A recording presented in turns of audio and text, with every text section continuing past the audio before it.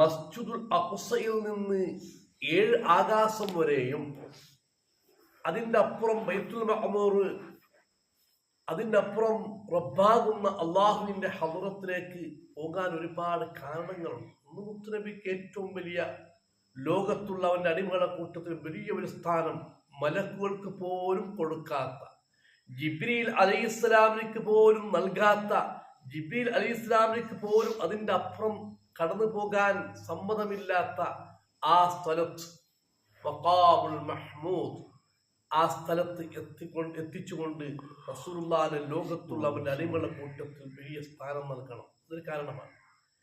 മറ്റൊരു കാരണങ്ങൾ പണ്ഡിതന്മാർ നമുക്ക് പറഞ്ഞു തരുന്നു. ഒരു നാള് അല്ലെങ്കിൽ ഒരിക്കല് ആകാശവും ഭൂമിയും ഒരു വിഷയത്തിൽ തർക്കിക്കുകയാണ്. ആകാശവും ഭൂമിയും രണ്ടും സംസാരിക്കുകയാണ്. ആ സംസാരിക്കുന്ന കൂട്ടത്തിൽ ആകാശം പറഞ്ഞ് ഭൂമിയെ വിളിച്ചുകൊണ്ട്, നിന്നേക്കാളും വലിയ സ്ഥാനം എനിക്കാണ് ഉള്ളത്, നിന്നേക്കാളും ഭൂമിയാകുന്ന നിന്നേക്കാളും വലിയ പവറും സ്ഥാനവും. ഭൂമി ആകാശത്തോട് പറഞ്ഞു, ആകാശമേ, നിന്നേക്കാളും വലിയ സ്ഥാനവും ബഹുമാനവും പവറും എല്ലാം ഭൂമിയാകുന്ന എനിക്കാണ് ഉള്ളത്. അതിലേക്ക് ഭൂമി പറയുന്ന വാദം എന്താണ്? അതാ കടലുകൾ, ഈ ഭൂമിയിൽ കടലുകളുണ്ട്, പുഴകളുണ്ട്, പർവ്വതങ്ങളുണ്ട്, നാടുകളും മറ്റെല്ലാം അള്ളാഹു നൽകിയത് എനിക്കാണ്. എൻ്റെ പള്ളയിലാണ് ഒരുപാട് കടലുകൾ, അതേപോലെ നദികള്, അതേപോലെ നാടുകള്, പർവ്വതങ്ങള്, ഇതെല്ലാം അള്ളാഹു എനിക്ക് നൽകിയിട്ടുണ്ട്. അപ്പൊ ഇതൊന്നും നിന്റെ പള്ളയിൽ ഇല്ല. അപ്പൊ നിന്നേക്കാളും വലിയ സ്ഥാനം എനിക്കാണുള്ളത് എന്ന് ഭൂമി ആകാശത്തിനോട് പവർ പറയുമ്പോ ആകാശം പറഞ്ഞേ, അതൊന്നൊരു പവറല്ല, നിന്നേക്കാളും വലിയ പവർ എനിക്കുള്ളു. എന്തേ? നിന്നേക്കാളും മഹത്വം എനിക്കാണ് അല്ലാഹു തന്നത്. എന്തേ? സൂര്യനും ചന്ദ്രനും നക്ഷത്രങ്ങളും ഗോളങ്ങളും അറുസും കുറുസും സ്വർഗവും നരകവും എല്ലാം എന്നിലാണുള്ളത്. ആകാശത്തിന്റെ മറുപടി. നിന്റെ പള്ളിയിലുള്ള നദികളും പുഴകളും നാടുകളും പർവ്വതങ്ങളും മരങ്ങളല്ലേ? എങ്കിൽ എൻ്റെ അടുത്തുള്ളത് സൂര്യനാണ്. നിന്റെ പള്ളയിൽ ജീവിക്കുന്ന ഓരോരുത്തർക്കും വെളിച്ചം കിട്ടണമെങ്കിൽ സൂര്യമാകുന്ന എൻ്റെ വെളിച്ചം കിട്ടണം. അതുള്ളത് എന്താണ്? എൻ്റെ പള്ളയിലാണ്. അതേപോലെ ചന്ദ്രം, നക്ഷത്രങ്ങള്, ഗോളങ്ങള്, അതേപോലെ അള്ളാഹുവിന്റെ അർശ്, കുർസ്, ഇതുപോലെയുള്ള സ്വർഗം, നരകം, ഇതെല്ലാം എൻ്റെ അടുത്താണ് ഉള്ളത്. പവർ എനിക്കാണ്. അപ്പൊ ഭൂമി വിട്ടില്ല. ഭൂമി പറഞ്ഞു, അമ്പിയാക്കൾ, അള്ളാഹുവിന്റെ നബിമാർ, അഥവാ ലാ ഇലാഹ ഇല്ലല്ലാഹ് എന്ന തൗഹീദ് കലിമ പഠിപ്പിച്ചു കൊടുക്കാൻ വേണ്ടി അള്ളാഹു അയച്ച എല്ലാ നബിമാരും, അതേപോലെ ഔലിയാക്കന്മാർ, മുഅ്മിനീങ്ങളും സന്ദർശിച്ച് തവാഫ് ചെയ്യുന്ന കഅബാലയമുള്ളത് എന്നിലാണ് ഭൂമിന്റെ പിന്നീട് പറഞ്ഞത്.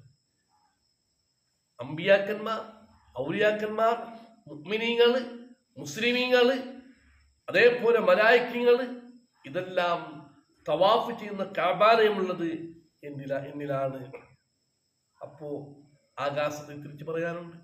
ആകാശം പറഞ്ഞു, ആകാശ ലോകത്തുള്ള മലായിക്കീങ്ങൾ തവാഫ് ചെയ്യുന്ന ബൈത്തുൽ മഅമൂർ, അതാണ് കാബ ശരീഫിനെ പോലെയുള്ള ഒരു കാബ 7 ആകാശത്തിനപ്പുറം ഉണ്ടായിരുന്നു.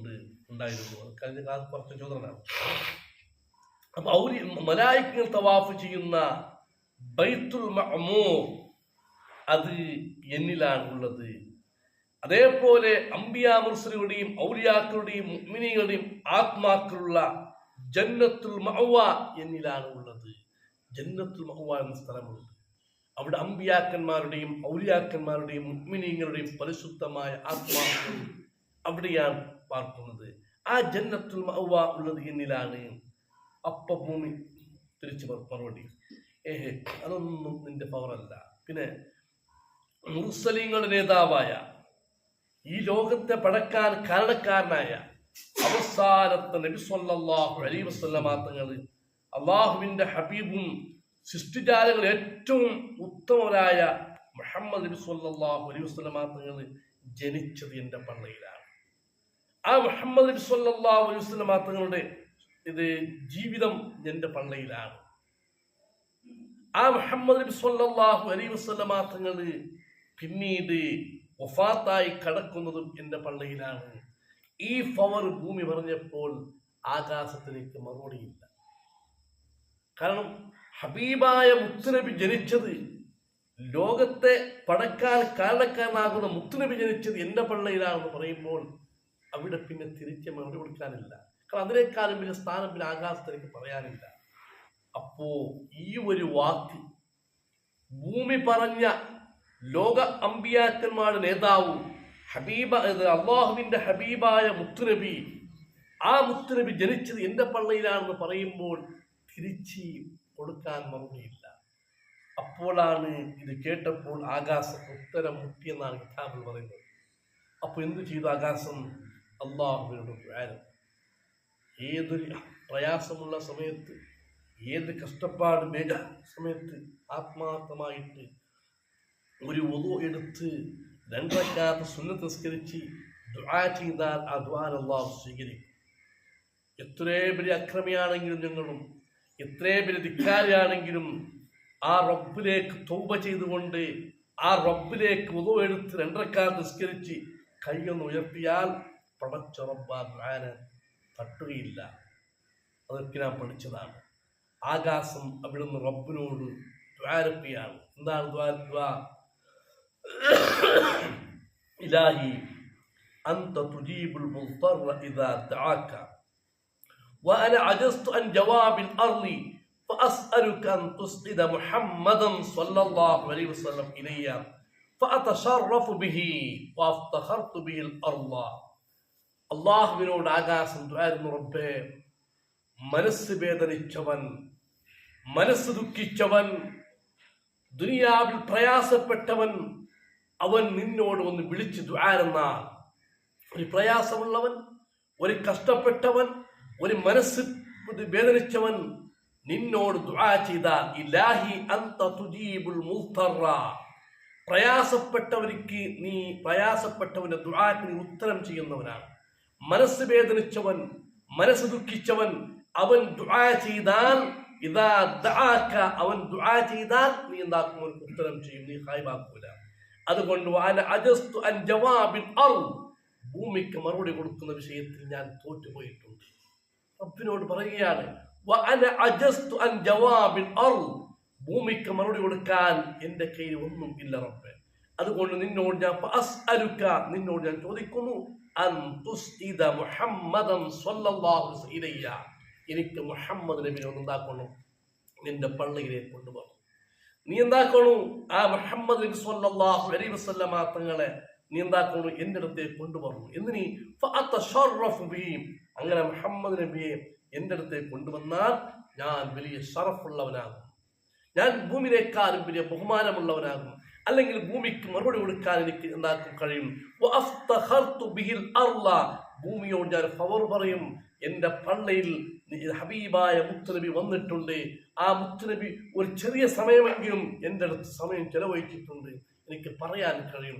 അതുകൊണ്ട് ഹബീബായ മുത്തുനബി സ്വല്ലല്ലാഹു അലൈഹി വസല്ലം തങ്ങളെ എൻ്റെ പള്ളിയിലേക്ക് കൊണ്ടുവരണം എന്ന് ആകാശം റബ്ബിനോട് ദുആ ചെയ്തു. ആ ദുആ അല്ലാഹു സ്വീകരിച്ചു. അതിന് കാരണമാണ് പണ്ഡിതന്മാർ പറയുന്നത്.